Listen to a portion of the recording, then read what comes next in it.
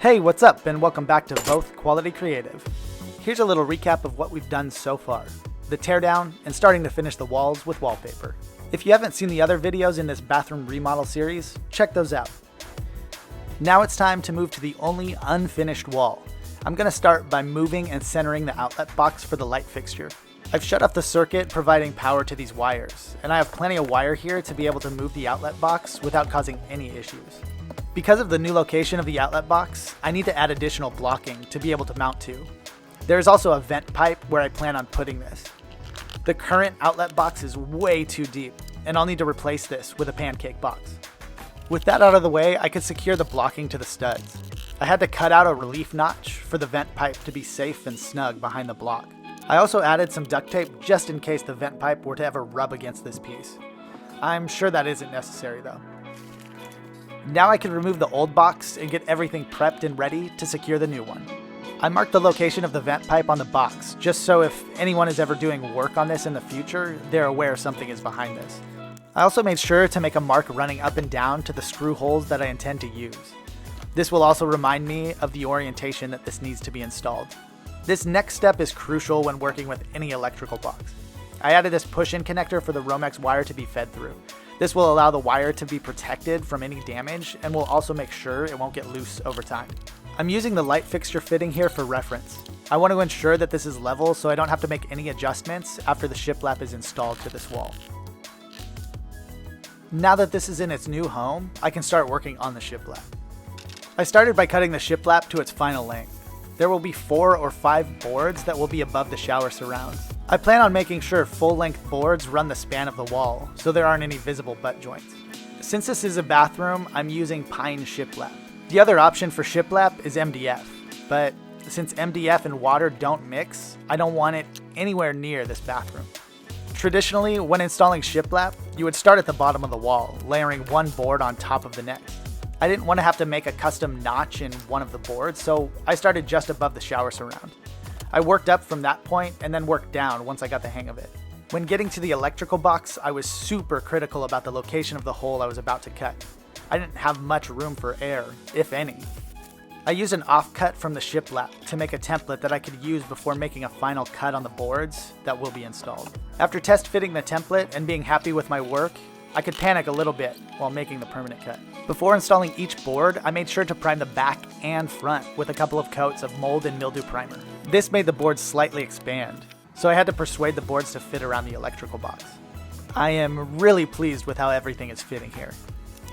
At this point, I started to install the boards below the first piece I had installed, and I quickly learned my lesson the hard way. I had secured the boards with brad nails at the top and bottom of the board. As I moved down the wall, I decided that I would only secure the board at the top with nails. Then I could slide the next board below it and finally secure the bottom of the board with nails. I had to use a mallet and scrap piece of shiplap to assist in getting some of the boards underneath the top board, but in the end, this worked out really well. I also made sure to be really careful not to break any of the lips, and I checked for level with each board to ensure they were properly installed. After making more templates for the boards that would be by the water pipes and vents, I did the same thing and cut the final boards. These proved to be a little bit more tricky since I was working down instead of up, so I had to put these pieces together like a puzzle. The correct orientation was ideal here. Since this section of the wall will be covered by the vanity, I was able to use offcuts and extra pieces. Are you shopping? Hello. With all of the difficult parts out of the way, I was able to finish off the rest of the wall. I was able to cruise through this portion, but some of the boards needed a little extra love to get them in place.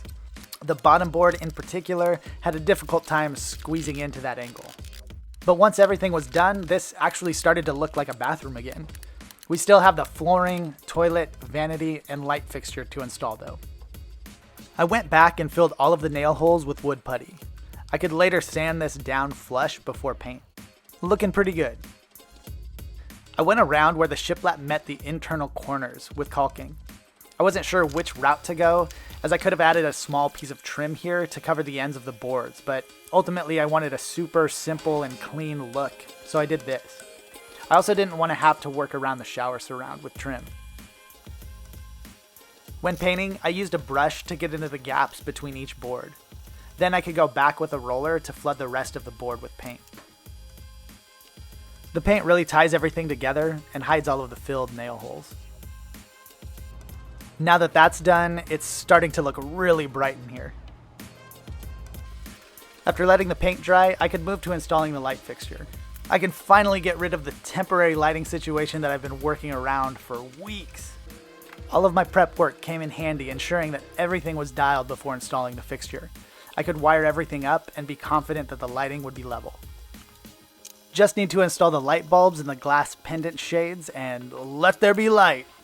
There were a few places I needed to touch up on the wall, but for now, let's move to the floor. I loosely placed the flooring to get a gauge of how I would need to start this part of the project. I had ordered 3 boxes of flooring to make sure that I had extra, but one of the boxes was damaged when it arrived. I went into Illustrator to help me visualize the layout and ensure that I would have enough flooring to use. Placing the exact measurements of the bathroom as well as the tile pieces, I laid everything out and could see that I had just enough. I'm able to start from the longest wall and work toward the door. I can use the offcuts from the yellow colored tiles to start the next row, and then can use the offcut from the green tile to the end of the row closest to the tub.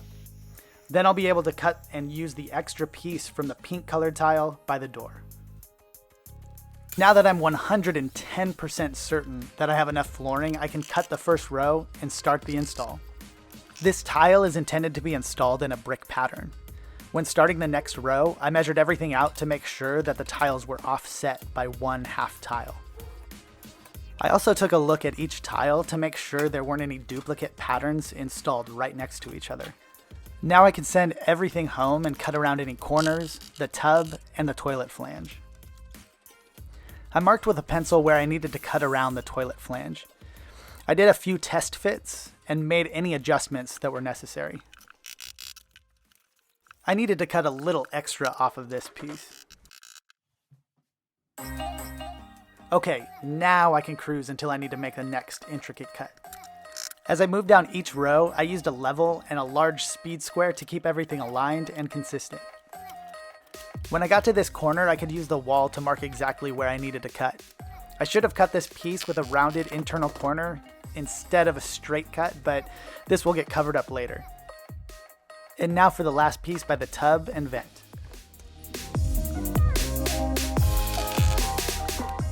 This is looking pretty decent. Hope the boss lady approves. What are you doing in here? What? Just don't touch that, that's gross.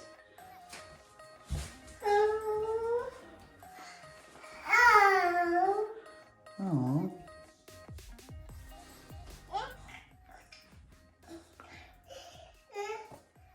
Huh. Yeah, that's gross.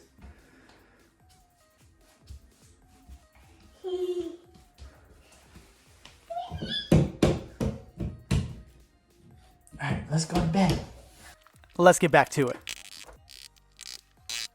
To install the transition piece, I laid down a bead of construction adhesive. This piece comes with spacers to fit the thickness of the flooring that is used. I placed one spacer down for this flooring in particular, and could then glue the piece that locks the transition piece into place. I then added the remaining flooring before installing the transition. And now this bathroom has a finished floor. I hammered in the transition piece with a mallet and then placed the box of broken flooring on top to keep everything in place while the construction adhesive dried. Now I can bring the vanity into its new home. It had been sitting in our hallway for a while and it was really nice to reclaim that space. The plumbers will have to come back out to add shutoff valves before I can secure it to the wall though. But I wanted to see how things were coming together. Oh no, my camera got stolen! Fall out. Girl, there you go. Record yourself.